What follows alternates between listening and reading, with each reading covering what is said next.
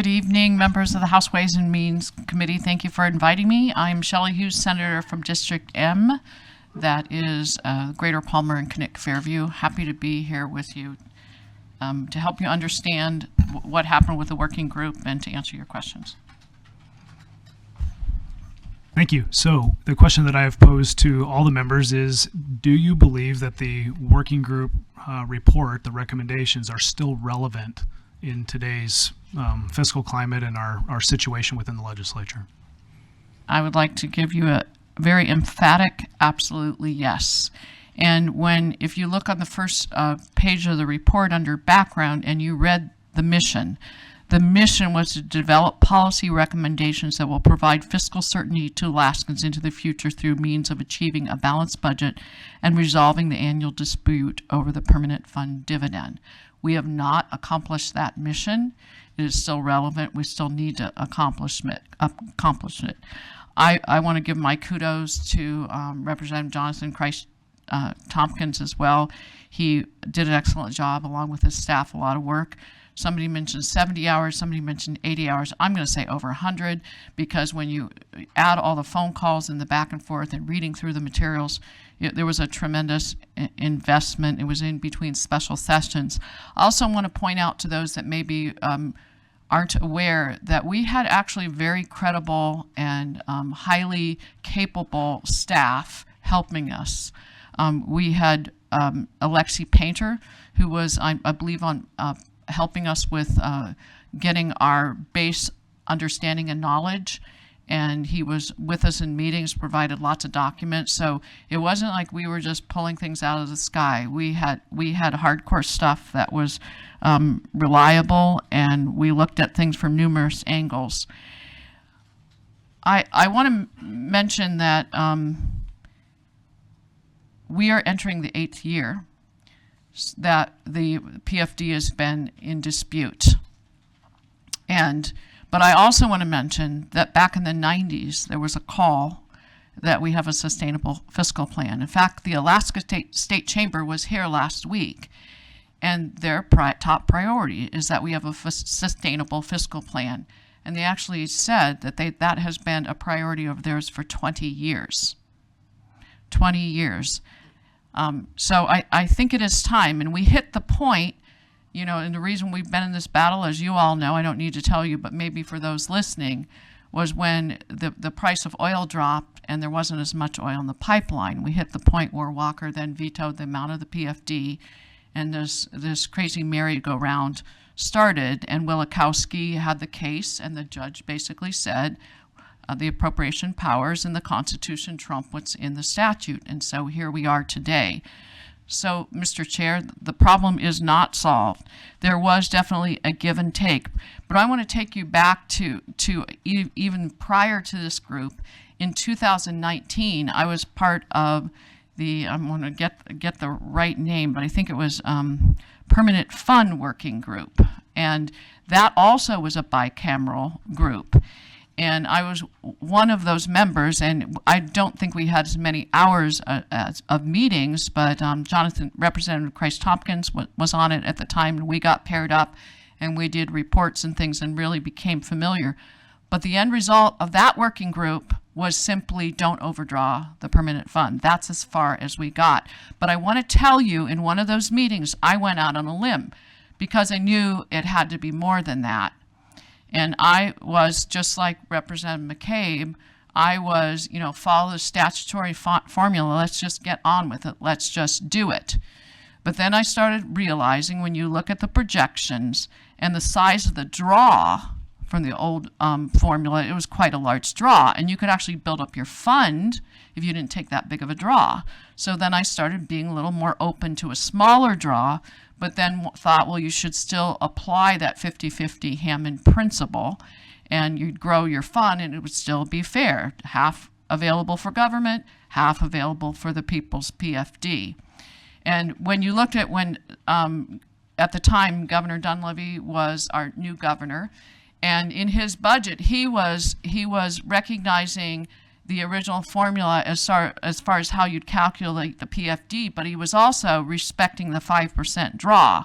And I don't want to say this is a rough estimate, But with that smaller draw, when you applied the old original formula, you ate up roughly about 80% of the draw for the PFD, and it only left 20% for government, right? Well, at the same time, there were people in this building that opposed that, and they wanted about 80% for government and 20% for the PFD. So in that permanent fund working group at the time in 2019, in one of our final meetings, I went on a limb because I came from a district that was pro-original statutory formula. I said, and I kind of explained what I did to you here, and I basically said, I'm willing. I said, you think about it, you got 80-20, 80-20. I said, I'm willing to come to the middle at 50. I'll take half the draw, instead of 80% for the original formula. Is anybody here willing to join me in this permanent fund working group in 2019? I think you could probably hear a pin drop. It was kind of quiet for a moment, and no one stepped forward. So at that point, there wasn't anyone really willing. But after the meeting, after we gavelled out, different members on that group came up to me and said, I really wanted to come forward because I know that's what we need to do. We need to meet in the middle. And so I knew maybe when this next group started here in 21 that we might have a chance. And so I'm pleased with what we came forward. It was a monumental task. It was way overdue, and it was unique, historic with a makeup. And I'll mention minority had equal representation. That was a very unique and interesting aspect. But one of the other things, we were led to believe that the proposed package, Mr. Chair, would be the starting point of that special session. And I'm disappointed it wasn't. But I think it is still relevant and could be a starting point for us this time if there are enough. But I also want to say, after we came down here, I think the report dropped on August 16th, 2021. And as members that had been working together over the summer, we connected a number of times in that first week because we were all going back to our caucuses, talking about the report, and we were getting feedback as far as who in the building was supporting it. And we came back together, and I don't know who all was there, if all 8 of us or who was in the room, but I remember having a discussion that we had a sense when we started counting noses as far as in our caucuses, we figured there was close to 50 out of 60 people in this building that were interested in moving this plan forward and having hearings. About 10 who weren't. We had no hearings in the Senate. I believe the House may have had a hearing, but nothing really moved forward. So I want to make that point. And you may say, well, why didn't it move forward? Well, you know how it is. You have different chairs, and if something needs to move through a certain committee and that chair's not supportive, then it's likely not going to go anywhere. And that's kind of what happened. But there actually was broad support. We have different people in the building now, so I think it's very relevant, I love your word relevant, to bring it up again because we have people that have were elected, and I'm aware that some people that are new in this building campaigned on doing this plan. So I think it is something that we should have the conversation. One of the things that if we do move forward, that I want to point out, it was something I think I kept repeating it and eventually got in the final report, is you always have to keep in mind an achievable support, not only in the legislature, but in the public arena. So you have to be very aware of that. So it's not just a matter of 11 and 21, but will the public, especially for those bookends, the constitutional pieces, you have to make sure it will pass muster with the public. And back to the state chamber coming last week, they actually did have a pretty recent poll. Their most recent poll is, I can't remember exactly, but over 60% of Alaskans support a constitutional spending cap. So there's one piece. We know the public would support that. Can we get the 14 and 27? That's a high bar, but I think it's what we need to do. And I also want to say, just because there are revenue pieces that are being discussed by the administration. I want to make sure we don't put the cart before the horse. We do know this has to move together, but when you think about it, just logistically and practically, your things that are in stone, your bookends, the parameters are the pieces in the Constitution. So that spending cap and what you're going to spend on the PFD, you kind of have to have that first. You could hold off implementing it because this has to be a package deal. That's part of what we agreed on. But you have to know where those land, because you can't figure out the other piece, which is the revenue and reduction piece. So it is incumbent upon this legislature, I think, to think about these constitutional amendments. We've been wrapped around the axle for 8 years. Alaskans want us to be big girls, big boys, and get this done, and I believe they support it. And it also, another reason why it's relevant, Mr. Chair, as we've been on this crazy roller coaster ride with this, there have been important topics and important issues that we have not been able to really focus on and get done.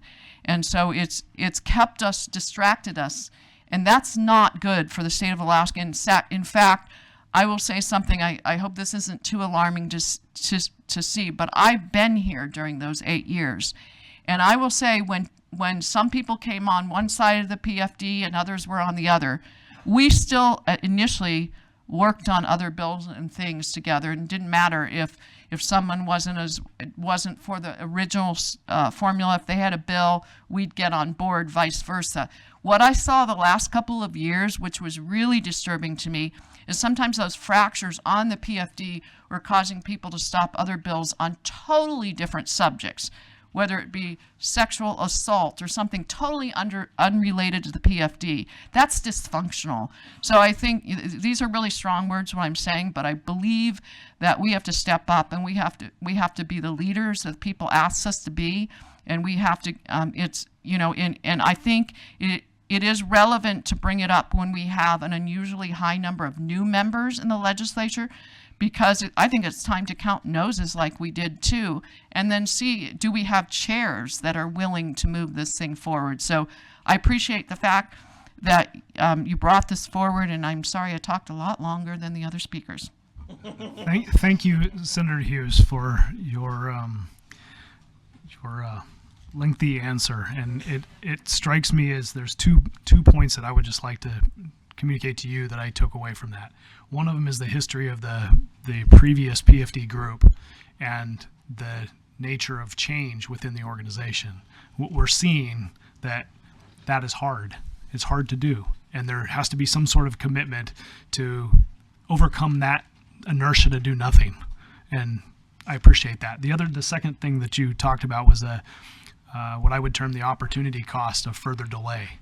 Like, what is it costing our economy to not do? I actually have a specific on that. So I don't know the date that the ICER presented to us and talked about the uncertainty, but I had held a hearing in Community and Regional Affairs about economic development in our communities, and we brought ICER and we kind of talked about it, and they basically said that the uncertainty, we are losing about $500 million in capital investment in our private sector per year. So think about $500 million now on average. He gave a range of $220 million to $660 million, and that was a few years ago. So that's in 4 years. That's $2 billion lost of capital investment to strengthen our economy. Think how many years we've been uncertain. So you're talking a lot of tremendous missed opportunity because of the uncertainty, and it's real dollars. It's real dollars and jobs. Thank you, Senator Hughes. I appreciate it. Any comments or questions from the committee? Representative McCabe. Thanks. And through the chair, Senator Hughes, so I know the answer to this, but I just want to make you say it so everybody can hear it. Did we design this for just 1 year, or did we specifically design this for the ages, if you will, or to be sort of portable? We designed it to be lasting. When you're talking about a fiscal plan, you're not talking about a 1 year plan. You're talking about something sustainable and ongoing. And so the proposal still stands. Of course, we might want to look at a few updates and numbers and things, but it's really principles, and I want to applaud Representative Christ-Tompkin to help us articulate it and get it into the report. But anybody could read it today and say, hey, this still seems like a good idea, And these are things that have not been yet accomplished, and it's up to the legislature to get the ball rolling and do it. Follow up? Follow up. Thanks. So one more thing, and I know the answer to this again because I actually did them, but you mentioned Mr. Painter, the the head of Ledge Finance, and his help. Maybe for the public so they can understand exactly what we did, can you explain a little bit about the models and the spreadsheets and that sort of thing that Mr. Painter actually built specifically for this committee, for the Fiscal Policy Working Group, and kind of what we did a little bit? So when the chair asked me to be on this, I said, don't let me be the one in the technical spots, because I'm a high-level person.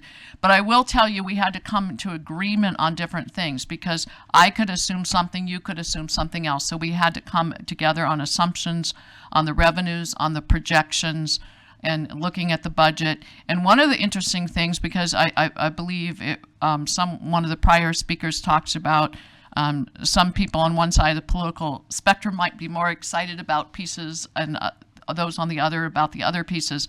But one thing we did do, which I thought was a fascinating exercise with Mr. Painter, the legislative finance director, was to each of us come up with lists of possible reductions, not that we know exactly how they would work. And it was pretty fascinating what we came up with. And I was really impressed that the Democrats were coming up with a list of reductions. And I think there were a few of ours they weren't real wild about, but we were all wild about theirs. I suspect that Mr. Painter put in a fair amount of time in creating that spreadsheet, and I would hazard a guess that he didn't delete it afterwards. So if that was something that the committee wanted to take a look at, I would be willing to ask him to see if he still has it. Representative Groh. Thank you, Chair Carpenter. Senator Hughes, through the chair, I've heard that each of the 8 members of the bipartisan bicameral working group essentially built their own budget. So could you describe how that worked a little bit for the committee? Well, it was a homework assignment, as I remember, and then we had to submit it, I believe, to Alexi, and he let us know if it would work or not. And it was a fascinating process. Maybe, I don't know if the chair, Representative McCabe, can remember more exactly how that went. I remember, I think I was traveling. It was really tricky to get my assignment done. What I remember is that it looked like it was probably an awful simple process for an economist, but was fairly detailed for us, or at least for me. Representative McCabe. So if you don't mind, so we did have homework. JKT gave us homework. He gave us a spreadsheet that Alexi built, and he said, well, if you're so smart, here. And we had to figure out, well, if you cut this budget here, or if you cut this here, then this happens over here. And he had all the formulas put in there, and we even went into some of those, or I did anyways, some of the formulas, and I changed the formula to see what that would do. And I found it fascinating. I probably still have a couple dozen of them on my computer, and they are, if the committee wants them, they're a fascinating look. Maybe Alexi could update them for our current numbers, but it's a fascinating way to look at what happens when you cut this budget here, or what happens when you do a full PFD and that sort of stuff. It was pretty amazing. That's what I was trying to get you to say, Senator Hughes, but I forgot that you were traveling. So, but yeah, the homework was really fascinating. So, Thank you all. Any other comments or questions? Okay, thank you, Senator Hughes.